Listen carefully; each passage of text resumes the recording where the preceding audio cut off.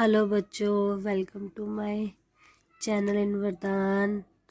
आज ਅਸੀਂ पढ़ांगे पार्ट 3 रस्सी टप्पा। रस्सी टप्पा एक बहुत पुरानी खेल है। रस्सी टप्पा मतलब जैसे आपने देखा है चित्र में एक लड़की है जो रस्सी को टाप रही है, ठीक है ना। ये बहुत पुराना खेल है। साढ़े देश तो बिना ਇਹ ਹੋਰ देशों ਵਿੱਚ भी खेडी जाती है, मतलब कि ये हमारे देश के अलावा और देशों में भी खेली जाती है। ਭਾਵੇਂ इस खेड ਨੂੰ हर उम्र ਦੇ ਮੁੰਡੇ ਕੁੜੀਆਂ ਖੇਡਦੇ ਹਨ, मतलब कि इस खेल को लड़के और लड़कियां दोनों खेलते हैं। पर कुड़ियां ਵਿੱਚ ਇਹ खेड ਵਧੇਰਾ हरमन प्यारा है, मतलब ज़्यादातर इस खेड को लड़कियां ही खेलती हैं। घुंगण नाल टास करके ਜਾਂ आपसी सहमति नाल रस्सी टप्पण वारी मिथी जाती है, मतलब कि ऐसा बोलते हैं कि जो रस्सी टपने की बारी आती है वो आपसी में बात करके आ सकती है। जैसे हमने बोला कि अब तेरी बारी, या फिर हम इसको टॉस करते हैं इस बारी को लेने के लिए।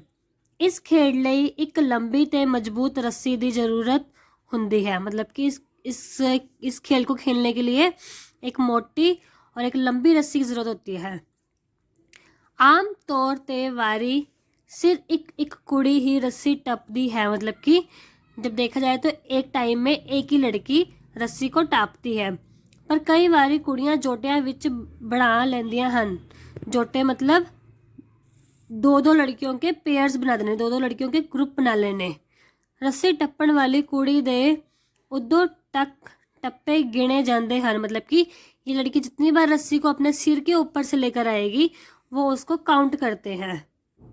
ਜਦੋਂ तक रस्सी उसके पैरों विच नहीं अटक जाती, मतलब जब तक रस्सी उसके पैरों ਜਦੋਂ ਇਕਲੀ ਕੁੜੀ रस्सी टपदी है तो वह एक थां उत्ते खड़ी होकर रस्सी दे दोहां सिरियां नूं हत्थां विच फड़ के रस्सी नूं घुमाउंदी है, मतलब कि जब एक लड़की एक जगह पर खड़ी होती है वो अपने ऊपर से रस्सी को टापती है, ठीक है ना। और दोनों सिरे मतलब एक रस्सी का इधर वाला।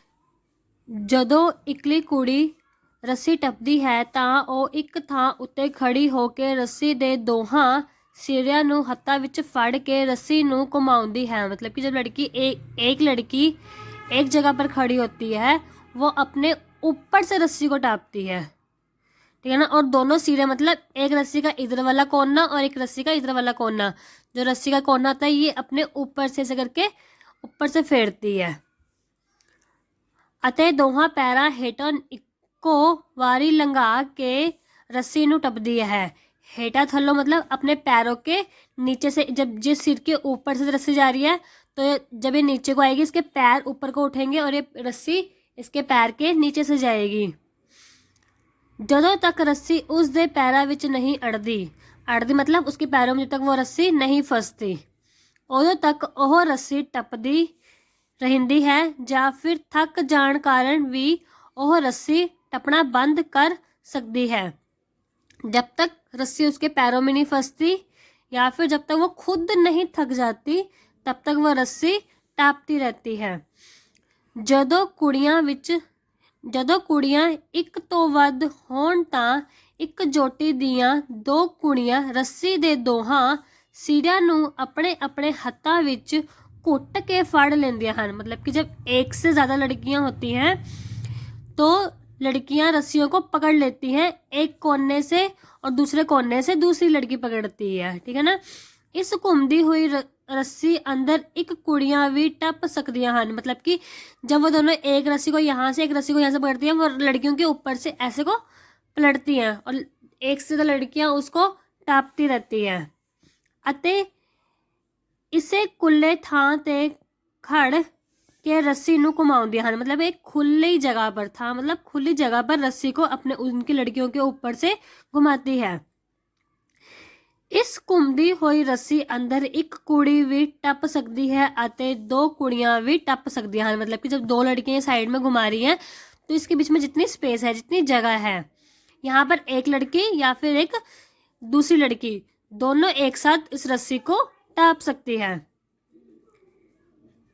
ਇਹ ਕੁੜੀਆਂ ਸੱਜੇ ਪਾਸੇ ਤੇ ਰੱਸੀ ਦੇ अंदर आके रस्सी टपदी हैं। सज्जे मतलब अपने उनके दाहिने ओर आकर रस्सी को टापती हैं। ਇਹ ਕੁੜੀਆਂ ਸੱਜੇ ਪਾਸੇ ਰੱਸੀ ਟੱਪਦੀਆਂ ਹਨ ਅਤੇ ਥੱਕ ਜਾਣ ਤੇ ਖੱਬੇ ਪਾਸੇ ਤੋਂ ਬਾਹਰ निकल ਜਾਂਦੀਆਂ ਹਨ। खब्बे पासे मतलब उल्टी साइड से, बाई तरफ से वो बाहर की तरफ निकल जाती है। आम तौर ਤੇ ਇਹ ਕੁੜੀਆਂ ਉਦੋਂ ਤੱਕ ਰੱਸੀ ਟੱਪਦੀਆਂ ਹਨ ਜਦੋਂ ਤੱਕ ਰੱਸੀ ਉਹਨਾਂ ਦੇ ਪੈਰਾਂ ਵਿੱਚ ਅੜ नहीं ਜਾਂਦੀ। वो रस्सी को तब तक टापती हैं जब तक रस्सी उनके पैरों पर नहीं फंस जाती। पैरों ਵਿੱਚ ਰੱਸੀ ਅੜਨ ਨਾਲ ਰੱਸੀ ਟੱਪਣ ਵਾਲੀਆਂ ਕੁੜੀਆਂ ਦੀ ਵਾਰੀ ਮੁੱਕ ਜਾਂਦੀ है। मतलब कि जो लड़कियां रस्सी टापती हैं तो जब उनके पैरों के नीचे रस्सी फंस जाती है तो उनकी वारी खत्म हो जाती है। फिर दूजियां कुड़ियां रस्सी टप्पन लगदियां हैं। फिर क्या होता है, जो दूसरी लड़कियां होती हैं फिर वो रस्सी को टापती हैं। जिस कुड़ी ਜਾਂ ਕੁੜੀਆਂ ਦੀ ਜੋਟੀ ਦੇ लगातार ज़्यादा टप्पे ਹੁੰਦੇ ਹਨ। टप्पे मतलब जितना वो ज़्यादा टापेंगी रस्सियों को, ਉਹਨਾਂ ਨੂੰ ਜੇਤੂ ਮੰਨਿਆ ਜਾਂਦਾ है। मतलब कि जो लड़कियां ज़्यादा टाइम तक रस्सी को टापेंगी, जिनकी काउंटिंग ज़्यादा होंगी, नंबर ज़्यादा होंगे, वही लड़कियां जीतेंगी। ਅੱਜ ਦੀ ਰੁਝੇਵਿਆਂ ਭਰੀ ਜ਼ਿੰਦਗੀ ਵਿੱਚ मतलब कि बहुत बिजी लाइफ में ਵਿੱਚ रस्सी टप्पन ਦਾ महत्व बहुत ਵੱਧ ਗਿਆ है। मतलब कि आजकल ना रस्सी टापना बहुत ज़्यादा उसको इंपॉर्टेंस मिलने लगी है, बहुत ज़्यादा उसको महत्व दिया जाता है क्योंकि इस नाल शरीर की कसरत हो जाती है और शरीर तंदुरुस्त रहता है। मतलब कि आजकल आपको देखा है कि लोग कितना बिजी रहते हैं लेकिन उनकी बॉडी फिर उसी से ही ख़राब हो रही है। लेकिन क्या है, अगर हम रस्सी टापेंगे तो हमारा शरीर उतना ही तंदुरुस्त रहेगा। हम एक वर्कआउट की तरह भी ले सकते हैं इसको। बच्चों, आपको ये चैप्टर अच्छी तरह से समझ आया। आई होप कि आपको ये चैप्टर अच्छी तरह से समझ में आया होगा। अब हम इसके करेंगे प्रश्नों के उत्तर जो आपको पाठ अभ्यास के दिए हुए हैं। पहला प्रश्न पूछा गया है आपसे, रस्सी टप्पा खेड़ विच वारी किवें मिथी जाती है। अब आपको मैंने जैसे बताया था कि चैप्टर में वारी कैसे मिथी जाती थी, हमने पढ़ा था ना सबने, के दिए हुए हैं। पहला प्रश्न पूछा गया है आपसे, रस्सी टप्पा खेड़ विच वारी किवें मिथी जाती है। अब आपको मैंने जैसे बताया था कि चैप्टर में वारी कैसे मिथी जाती थी, हमने पढ़ा था ना सबने। देखो, रस्सी टप्पा खेड़ विच वारी किवें मिथी जाती है। वारी मतलब अपनी बारी कैसे ली जाती है। रस्सी टप्पा खेड़ विच वारी टॉस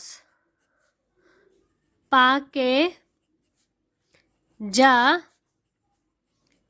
आपसी सहमति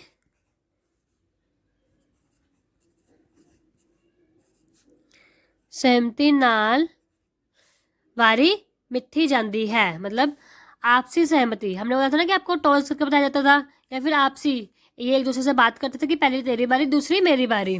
और सेकंड प्रश्न है, रस्सी टप्पा खेड़ खेडन लई किस चीज़ की ज़रूरत हुंदी है। तो हमने पढ़ा था ना कि उसमें किस चीज़ की ज़रूरत होती है, एक लंबी ਅਤੇ मजबूत रस्सी दी, है ना। एक मोटी रस्सी होगी और एक मजबूत रस्सी होगी, हमें वो दोनों चीज़ें चाहिए होती हैं। नेक्स्ट क्वेश्चन है आपका, रस्सी टप्पा खेड़ विच जेतू किस नू मन्या जाता है। मतलब कौन जीतता है उस गेम में, जिस कुड़ी दी जोटी दे लगातार ज़्यादा टप्पे, ये बच्चा गलत हो गया, यहाँ देख लेना, टप्पे हुंदे हन, ਉਹਨਾਂ ਨੂੰ ਜੇਤੂ ਮੰਨਿਆ ਜਾਂਦਾ है। मतलब जिस बच्चे के सबसे ज़्यादा टप्पे होंगे, जिसने सबसे ज़्यादा रस्सी टापी होगी, उसके सबसे वो ही इस गेम का विनर होगा, वो ही इस गेम का जेतू होगा। बच्चा, अब हम इस पार्ट के करेंगे खाली थामा पढ़ो। रस्सी टप्पा एक बहुत डैश खेड़ है। ये कौन सा खेड़ है, पुराना, ठीक है। ये कौन सा खेल है, पुराना। नेक्स्ट क्वेश्चन है इसका, कुड़ियां विच रस्सी टप्पा खेड़ वधेरा डैश है। मतलब इसका प्रश्न, इसका आंसर मैं ऊपर लिख रही हूँ, हरमन प्यारा। नेक्स्ट है, रस्सी टप्पन नाल शरीर डैश रहता है। आपने अभी लास्ट में पढ़ा था ना, हमारा शरीर क्या रहता है, तंदुरुस्त।